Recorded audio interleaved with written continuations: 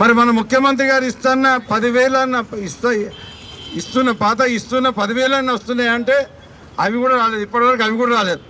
మరి రేపటికి అవి పూర్తిగా కూడా రాకుండా పోతాయి. మరి డిసెంబర్ 9వ తారీఖు నాడే 2 లక్షలు రుణమాఫీ చేస్తామన్నారు, అవి వచ్చినాయంటే అవి రాలేదు. అదే మాదిరిగా రైతులకు అన్ని పంటలకు బోనస్ ఇస్తామన్నారు. మనం ఇప్పుడు కూర్చున్నది వరి పంట గురించి మాట్లాడడం కూర్చున్నాం. వరి పంటకు 500 రూపాయలు ప్రతి క్వింటాల్కు బోనస్ ఇస్తామన్నారు. ఇప్పుడు ఏమంటుండు, మాట మార్చి మొదలేమో అధికారంలోకి రాగానే చేస్తామన్నారు, తర్వాత యాసంగి పంటల మీద చేస్తామన్నారు, తర్వాత వానాకాలం పంటల మీద చేస్తామన్నారు. చివరికి ఇప్పుడు ఏమంటుండు, కేవలం సన్న వడ్లకే చేస్తామంటారు.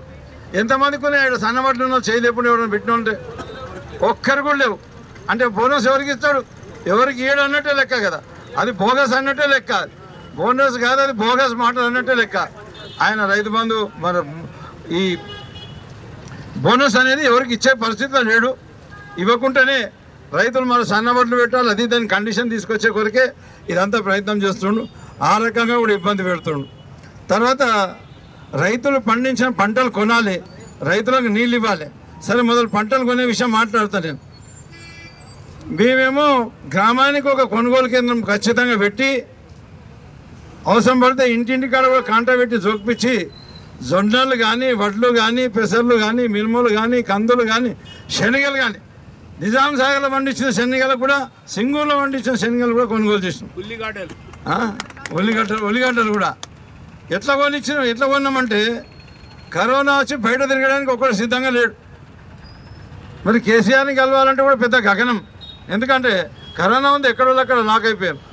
ఏదో తిప్పలు పడి మరి మన రైతుల జొన్నలు పాడైపోతున్నాయని చెప్పేసి ఆడికి వెళ్ళి ఏదో రకంగా చేరి మరి కరోనా పీరియడ్లో కూడా మనం జొన్నలు కొనుగోలు చేసినాం. ఎప్పుడైనా సరే ఏ పంట కొనుగోలు చేసినా మనం కొనుగోలు చేసే పంట ఇమీడియట్గా లిఫ్ట్ అయ్యే విధంగా, రైతులకు ఇబ్బంది పడకుండా, రైతుల వడ్లు తడవకుండా, రైతులు రోడ్డు మీద ప్రాణాలు పొడగొట్టుకోకుండా మనం ఖచ్చితంగా ప్రయత్నం చేసి ఎంబడి లారీలు పెట్టేసి వడ్లు కానీ, జొన్నలు కానీ, శనగలు కానీ, మక్కలు కానీ రైతులకు ఎలాంటి ఇబ్బంది లేకుండా కనీసం 72 గంటల లోపల వాళ్ళకి పేమెంట్ కూడా చేయించిన ఘనత మన బీఆర్ఎస్ పార్టీకి దక్కింది. 72 గంటల పేమెంట్ చేయించాం. ఇప్పుడు ఏముంది పరిస్థితి, కల్లేర్ల కొనుగోలు కేంద్రమే లేదు. ఉందా కల్లేర్ల? ఒకరోజు పెట్టిండు, బంద్ పెట్టిండు. జొన్నల కొనుగోలు కేంద్రం కల్లేర్లో లేదు. తర్వాత బీబీపేటలో కొనుగోలు కేంద్రం పెట్టారు. బీబీపేటలో కొనుగోలు కేంద్రం పెట్టేసి సుమారుగా 5,000 క్వింటాలు జోకి 5,000 క్వింటాలు అట్లనే పెట్టి ఇంకా 20,000 క్వింటాలు రైతుల వద్ద ఇళ్ళలు ఉన్నాయి. 20,000 క్వింటాలు ఇళ్ళలో కానీ రోడ్డు మీద కానీ పోసినాయి. ఆ 20,000 క్వింటాలకు ఈ 5,000 క్వింటాలు ఎప్పుడు పోతాయో అప్పుడే వాటికి పర్మిషన్ ఇస్తారట. అది కూడా కండిషన్ పెట్టి ఇన్ని క్వింటాలనే తీసుకుంటామని చెప్పేసి రైతులకు నానా తిప్పలు పెడుతున్నారు. ఇంతకుముందు మా పరమేష్ గారు చెప్పినట్టు, ఎందుకు అక్కడ 2 పిడుగోడు చనిపోయారు, రామోజీపల్లి విలేజ్లో 2 పిడుగోడు చనిపోయారు. ఎందుకంటే సుమారుగా వాళ్ళు కోసిన వడ్లు నెల రోజుల నుంచి ఎవరు కాంటా పెట్టక ఆ కళ్ళాలను పోసి పెట్టారు.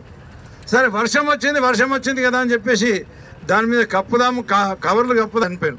ఈ సాగుకి ఎవరు కారణం? ఈ కాంగ్రెస్ నాయకులు కాదా? కరెంటు సరిగా రాక మరి నీళ్లు సరిగా అందక రైతులు ఆత్మహత్య చేసుకున్న దానికి ఎవరు కారణం? ఈ కాంగ్రెస్ కాదా? ఈ కాంగ్రెస్ పార్టీని దోషిగా నిలబెట్టి వాళ్ళ మీద 302 కేసులు రికార్డు చేయాలని చెప్పేసి, వాళ్ళకి శిక్షించాలని చెప్పేసి, ముఖ్యమంత్రి గారు కూడా శిక్షించాలని చెప్పేసి నేను ఈ సభాముఖంగా చెప్తున్నా. ఏది ఏమైనా సరే, ఎన్ని కష్టాలు వచ్చినా సరే మేము రైతుల కొరకు ఖచ్చితంగా వాళ్ళకి పోరాటం చేసి రైతులకు అండదండగా ఉండి అన్నీ చేస్తామని చెప్పి తెలియజేస్తున్నాం. మా ప్రభుత్వం అధికారంలోకి వచ్చిన తర్వాత మిషన్ కాకతీయ ద్వారా చెరువులు రిపేర్ చేసినాం. ఈరోజు ఒక చెరువుకు ₹1 కూడా పెట్టేటోళ్ళు లేడు. నిండిన చెరువులు బొంగలు పడి కారిపోతుంటే అడిగేవాడు దిక్కులేని పరిస్థితి.